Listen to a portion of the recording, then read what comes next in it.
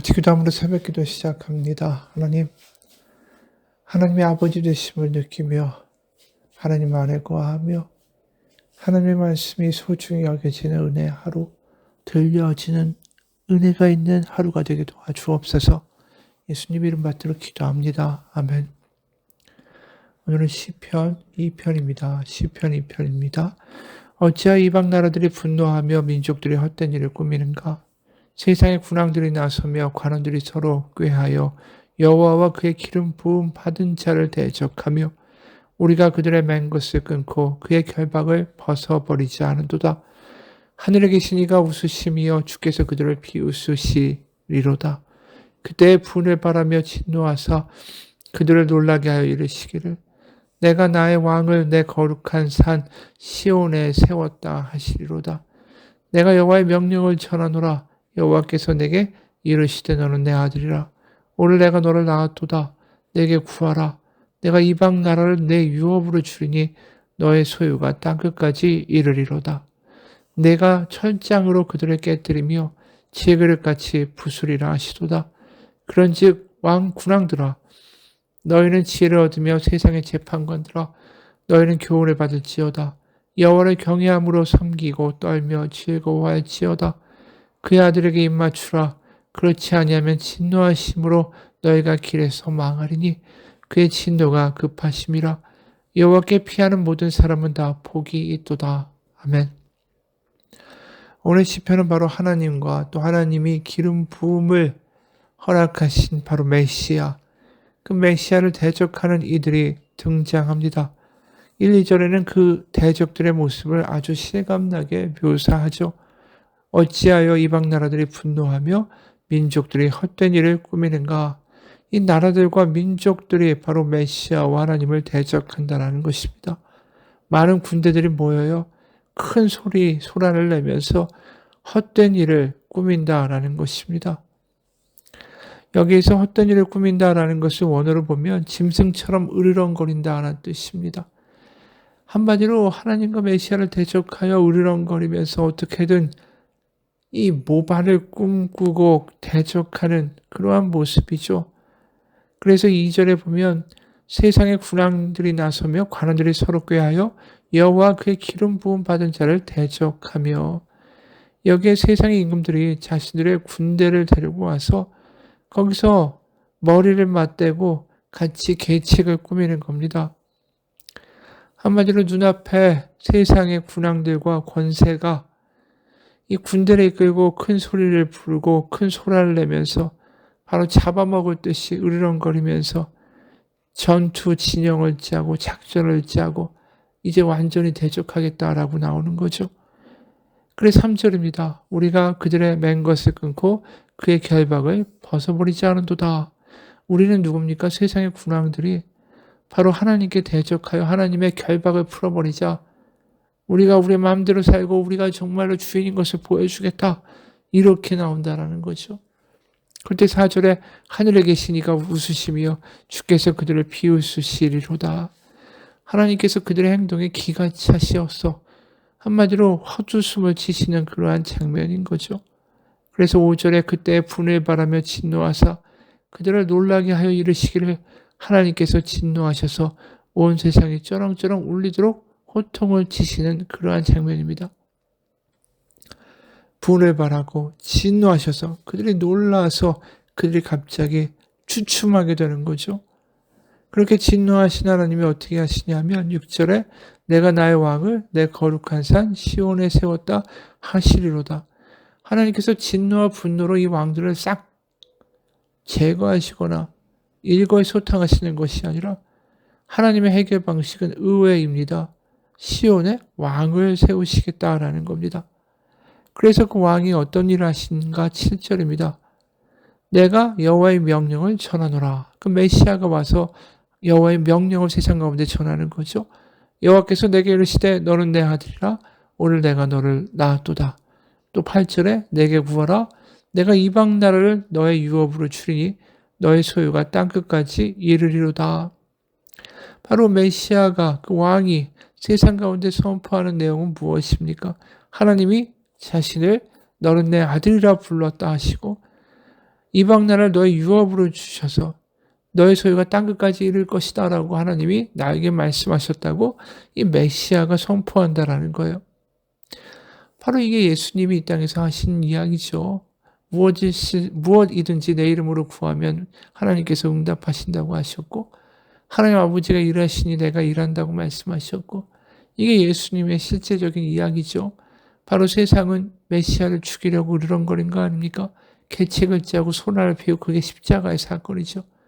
하지만 예수님 부활하셔서 그들의 모든 계책을 부수시고 바로 하나님의 아들 되신 예수 그리스도가 그 모든 것들을 성취하신 그 내용이 바로 오늘 시편 2편의 내용인 거죠. 그래서 9절에 보면 내가 철장으로 그들을 깨뜨리며 지혜 그릇같이 부수리라 하시도다. 결국 메시아는 철장으로 사탄과 세상과 권세와 정사들을 지혜 그릇 깨듯이 다 심판하게 하신다라는 것이죠. 결국 10절에서 메시아는 이런 말씀을 합니다. 그런즉 군왕들아 너희는 지혜를 얻으며 세상의 재판관들아 너희는 교훈을 받을지어다. 이 메시아 예수 그리스도의 복음을 받아들일 정도로 분별을 가지라는 거죠. 듣지 아니하면 결국은 지혜 그릇이 깨어져 나가듯이 깨어져 나갈 것이니 들으라. 이 선포를 바로 메시아가 와서 하신다라는 거예요. 하나님이 그들을 비우고 조롱하시면서 일거소탕하시는 게 아니라 메시아를 보내셔서 메시아가 그것을 세상에 선포하고 기다리신다는 거죠. 그래서 지혜롭게 행동하라, 분별하라, 세대가 악하다. 이 이야기를 하나님의 기름 부음 받는 왕, 이 메시아가 하시는 거죠. 그래서 11, 12절에 보면 여호와를 경외함으로 섬기고 떨며 즐거워할지어다. 그의 아들에게 입맞추라. 그렇지 아니하면 진노하심으로 너희가 길에서 망하리니 그의 진노가 급하심이라. 바로 여호와를 경외하고 섬기라는 거죠. 이게 바로 십자가의 근본적인 내용인 거예요. 십자가는 우리에게 무엇을 말합니까? 여호와를 경외하고 섬기고 떨며 즐거워해야 한다라는 그 메시지가 십자가에 들어있는 거예요. 그리고 12절에 여호와께 피하는 모든 사람은 다 복이 있다. 십자가로 피하는 자는 복이 있다라는 거죠. 그러면 십자가가 선포하는 메시지, 여호와를 경외하고 섬기고 떨며 즐거워할지어다. 이 내용을 어떻게 이해해야 될까? 누군가가 쓴 글입니다. 옛날 조상들은 임금에게 진상물을 바쳐도 가장 좋은 것으로서 골라드렸다. 그런데 왕에게 이렇게 말할 수 있겠는가? 아침에 더덕을 먹다 보니까 임금님 생각이 나서 먹다 남은 것을 가져왔습니다. 만약 당신이 지금 예배 시간에 하나님께 하는 일을 직장 상사에게 해보라. 당신이 사람을 의식하고 체면을 차리기 위해서 헌금을 동량하듯이 존경하는 그 누군가에게 무엇을 드려보라. 그가 받겠는가?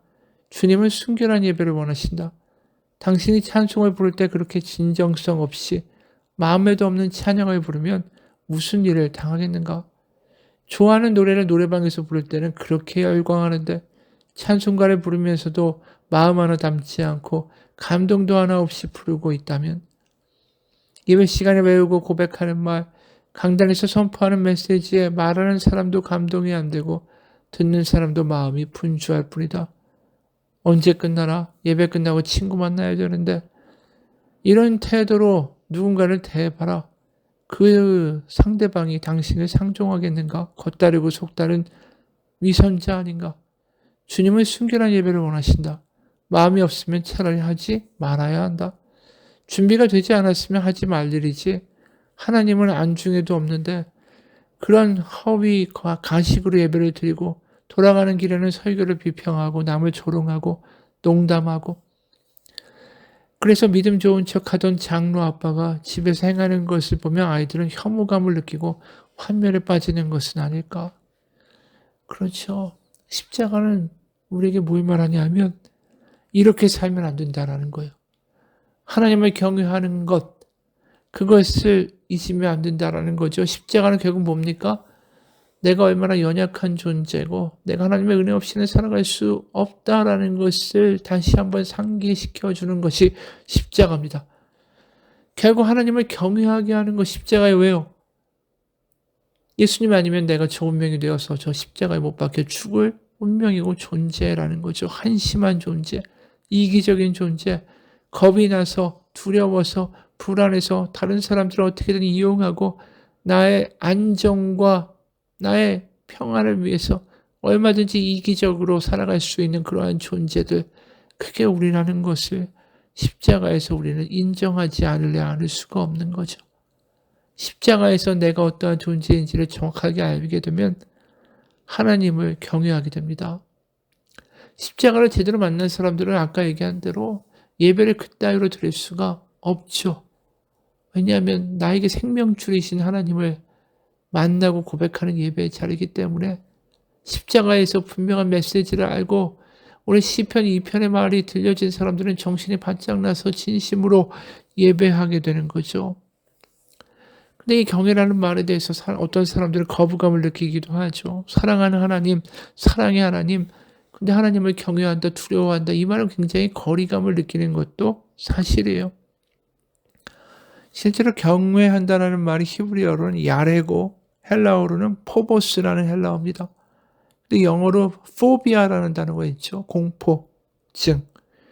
그러니까 이게 경외라는 말 자체가 압도되고 덜덜 떠는 것은 맞습니다. 그래서 여호와를 경외하고 그 앞에서 두려워 떨며, 여기까지는 맞는 이야기예요. 그러다 보니까 최근에 사랑의 하나님, 사랑의 아버지만 강조하는 그런 찬양의 가사를 생각해 보면 하나님의 어떤 크심, 거기에 우리의 경외함, 우리의 떠오르는 내용들, 이런 어떤 찬양의 가사는 거의 들어볼 길이 없죠. 근데 하나님을 두려워하고 경외할 줄 안다는 것이 굉장히 생소하고 율법적인 것은 아닙니다. 왜냐하면 세상에서 누구나 두려워하는 것 없이 살아가는 사람은 없기 때문이에요. 돈을 두려워하고, 병이 걸릴까 봐 두려워하고, 부도나 파산이 날까 봐 두려워하고, 빚장이를 두려워하고, 직장 상사를 두려워하고, 누군가를 다 두려워하면서 살죠. 우리가 경외하지 않는 존재가 아니에요. 왜냐하면 불안하니까 누군가에는 가서 의탁하고 믿고 의지해야 되는 거죠. 돈을 경외하든 사람을 경외하든 뭔가를 경외한다라는 거예요. 근데 하나님을 경외하는 말이 굉장히 낯설게 들린다라는 것은 모순입니다. 거꾸로 말해서 하나님을 두려워하면 세상을 두려워하지 않습니다. 세상을 두려워하기 때문에 하나님을 우습게 보게 되는 거죠. 그러니까 경외라는 말은 회복돼야 됩니다. 정말 누구를 두려워할 것인가에 대한 분명한 방향성을 주기 때문이에요. 근데 이 성경은 경외한다는 게 무조건 두려움만 있는 것은 아니라고 말합니다. 하나님을 하나님 되시게 하고 내가 아무것도 아니다라고 엎드리는 순간에 우리는 거기서 또 다른 것을 경험하게 됩니다. 그래서 오늘 본문에서 아주 특이한 이야기가 나오는 거죠. 11절에 여호와를 경외함으로 섬기고 떨며, 여기까지 좋아요. 근데 즐거워할지어다. 두려워하고 떠는 것까지는 이해가 가는데, 그 경외라는 말까지도 이해가 가는데 거기서 즐거워한다라는 말 자체는 모순되는 말 아닌가라는 것입니다. 근데 왜 여기서 이런 말이 나올까요? 하나님을 경외한다는 것이 우리가 두려운 아주 무소불위의 어떤 신 앞에 나의 무력감을 가지고 두려워한다는 것이 아니기 때문입니다. 십자가는 두 가지를 보여주죠. 우리가 어떠한 존재인지를 깨닫게 하며 동시에 그런 나를 위하여 그 아들을 죽이신 하나님을 보게 하는 거죠. 한마디로 경외함과 동시에 하나님의 무궁한 사랑이 십자가에 공존하기 때문입니다. 그렇기 때문에 경외하고 두려워하고 떨며 내가 하나님을 하나님 되시게 하고 나는 하나님이 아닙니다라고 고백할 때 우리를 안으신 하나님의 음성은 그것입니다. 너는 내 자녀라고. 너는 내 아들이라고. 바로 그게 탕자의 고백의 모습인 거죠. 탕자가 나는 아들이 아닙니다. 나는 종이라고 불려줬습니다라고 깨어져서 자신의 존재를 철저하게 인정하고 아버지를 아버지 되시게 했을 때 아버지는 달려와서 말합니다. 너는 종이 아니라 내가 도로 찾은 내 아들이라고. 거기서 즐거움에 축제가 벌어지고 잔치가 벌어지는 거 아닙니까? 그래서 우리가 하나님을 경외하는 것에는 즐거움이 따라요. 감격이 따라오는 거예요. 두렵기만 한 게 아닙니다. 경외함과 두려움과 떨림이 있지만 동시에 즐거움이 공존하는 거예요. 그래서 경외를 율법적으로 이해하면 두려워서 떨면서 혼나지 않을까봐 하나님의 말씀을 따라간다는 것이 율법에서 말하는 경외의 개념이라면 복음에서 말하는 경외의 개념은 정반대예요. 하나님이 우리를 다시 자녀로 회복시키시기 때문에 그 경외는 즐거운 마음으로 감격이 회복되는, 그래서 하나님을 혼날까봐 따라가는 게 아니라 하나님의 사랑에 압도돼서 따라가는 은혜의 반응이 된다는 것이죠. 데이비드 브레이너드라는 선교사님이 이런 책을 썼는데 거기에 이런 내용이 나옵니다. 우리는 노력으로는 아무것도 할 수 없죠. 그러나 예수님이 우리에게 행하신 일만을 바라보십시오. 그것이 여러분을 바꿀 겁니다. 그 사실을 확신하지 않으면 여러분은 절대로 세상을 이길 수가 없습니다. 사랑하고 싶습니까? 사랑하려고 노력하지 마십시오. 당신들은 사랑을 할 수 없는 존재들입니다. 그러나 사랑하시는 예수님을 바라보십시오. 그러면 그 사랑의 예수님이 당신을 사랑으로 이끌어 가실 겁니다. 매일매일 그 사실을 확인하십시오. 그게 믿음입니다. 같이 기도하겠습니다.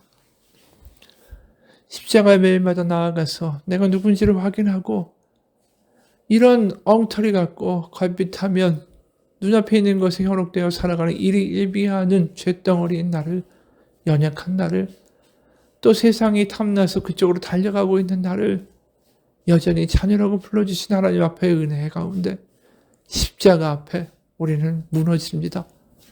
그리고 그것에서 다시 한번 성령으로 말미암아 은혜로 우리가 하나님의 자녀가 되었다는 것을 감격으로 경험하고 곱씹으며 그 은혜 가운데 다르게 살아갈 수 있는 은혜의 하루가 되게 하여 주옵소서. 예수님 이름 받들어 기도합니다. 아멘.